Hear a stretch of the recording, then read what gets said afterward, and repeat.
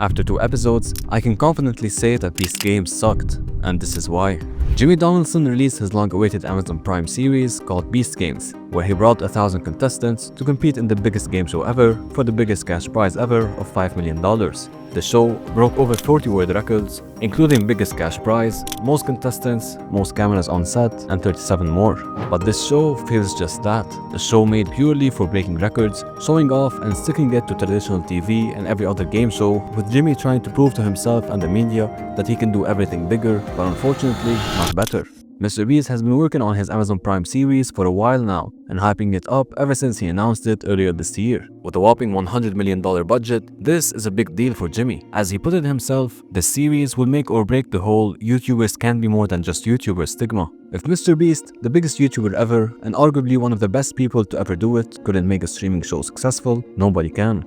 And so, the show was greenlit by Amazon Prime, filmed, and is now live with the first 2 episodes already released. But to be honest, I just don't feel it. So here is everything wrong with the show, and why I think it sucked. First things first, the show doesn't feel like a reality competition or game show. It simply feels like a YouTube video with 100 times bigger budget. Whether it's in the concept of the challenges, the super fast editing, or MrBeast being the host and having the same character he has on his YouTube videos, it all feels like a big YouTube video rather than a reality TV show to binge. I came into episode 1 with the mindset of I'm gonna sit, laser focus on the game and the characters, and enjoy a nice entertaining show. But instead, I got slapped with the same MrBeast screaming at the camera, intense music all the time, and super fast cuts with no actual content to enjoy. The show feels like it was made for the sole reason of breaking records, showing off the insane production set and scale, constantly reminding people how record-breaking and big the prize is, how many cameras there are, how they are doing things other shows never did, and just making the show lose its hype as an actual good and fresh reality game show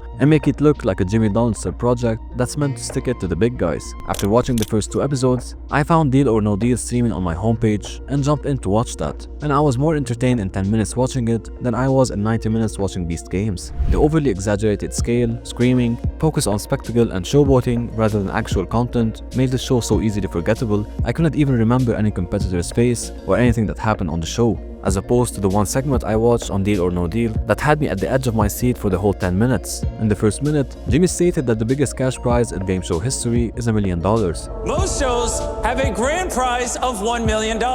And they are gonna give that away just to show how serious they are in the first minute. This never happens in a game show. You show how serious you are by creating a better, more entertaining product, not by trying to one-up every other show with useless records. Do people actually care that there are 1,000 cameras recording? Does it make the show better? Does it move the story forward in any way? It doesn't. It's just there to show off. Literally almost half of episode 1 is either Jimmy on camera or doing a voiceover, throwing records, large numbers, and stating how awesome the show will be and how much bigger and better it will be than any other show that I just had to skip a few times to get it over with and reach the actual games and competition, which also were a huge letdown. It's all a tell and no show.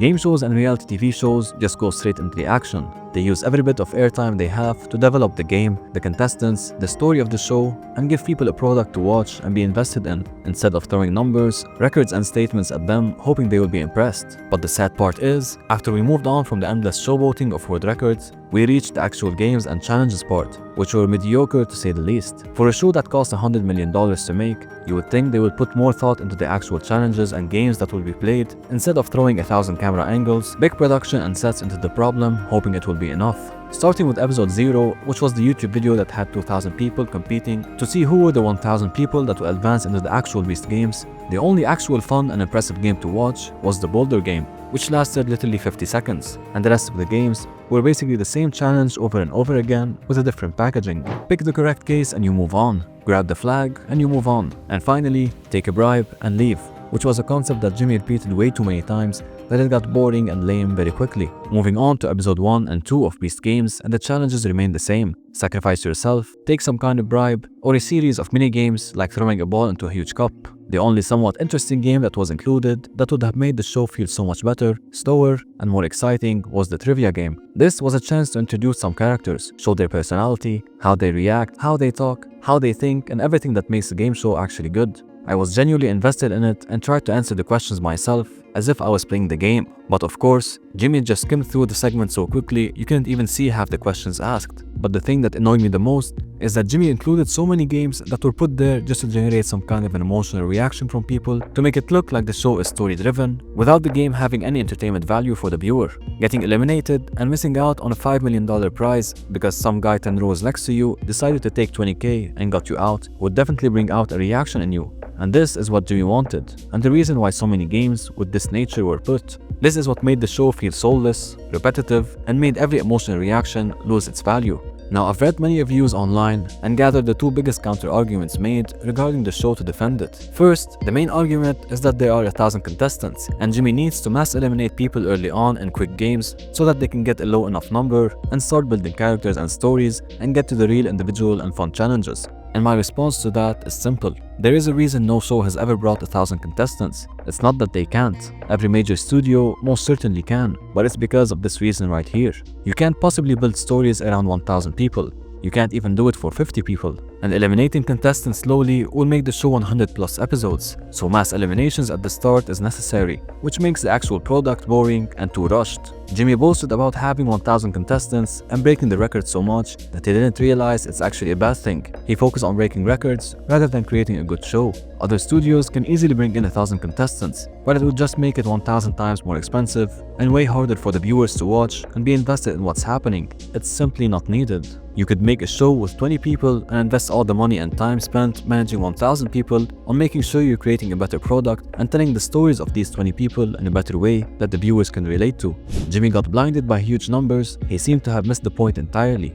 People don't care about 1,000 people competing. They don't care about a world record. They only care about being entertained by an actual fun show, even if it was 20 or even 10 competitors. Some of Jimmy's YouTube videos with one competitor were more fun to watch than the show, and that's unfortunate to say. Another argument being made is that we're still only 2 episodes in, and Jimmy showed a sneak peek of what's coming, showing more serious challenges, character building, and crazy ideas. But why? Why not do that right from the start? Why do you need to bring in 1,000 competitors to break a record, then have them all be mass eliminated in boring games over the first 2, 3, and what looks like would be 4 episodes, so you can reach the good parts? We're 2 episodes in, and I still don't know one name or even remember a face for any of the competitors, and I think everyone feels the same, because it's just impossible. Unless episode 3 would somehow eliminate 200 plus people, so we can reach a good low number to start actually getting to know the competitors and start rooting for some of them, we're looking at an approximate 2 more episodes of chaotic, random games with the goal of mass eliminating people and building 0 stories and 0 entertainment value.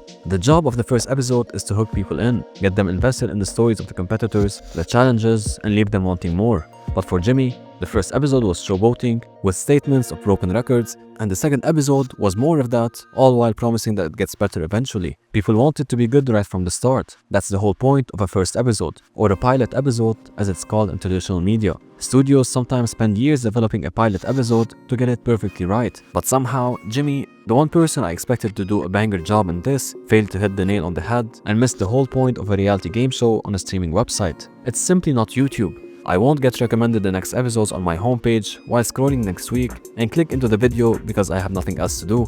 This is a streaming show where I have to manually go into a streaming platform, search for the show and watch it while paying a monthly subscription. If you missed on the first episode, it's over, and unfortunately, Jimmy missed on the first 2.